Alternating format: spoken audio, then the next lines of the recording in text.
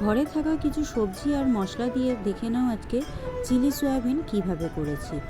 খুব বেশি কিছু লাগবে না, ঘরে মোটামুটি এগুলো থাকেই, সেগুলো দিয়ে।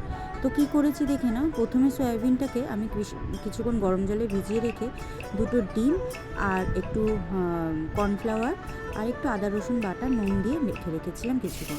তারপরে ভালো করে মাখিয়ে নিয়ে তেলের মধ্যে ভেজে নিয়েছি।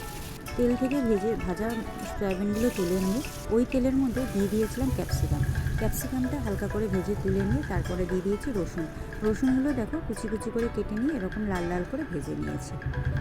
রসুনটাও আমি ভেজে তুলে নিয়ে যা তেল থাকবে সেই তেলের মধ্যে যদি প্রয়োজন মনে হয় তেল দেবে, নাহলে ওই তেলের মধ্যে দিয়ে দেবো পেঁয়াজগুলো নর্মালি যেরকম বড় করে কাটা হয় ওরকমভাবেই কেটে নিয়ে দিয়ে দিয়েছি ভাজার জন্য।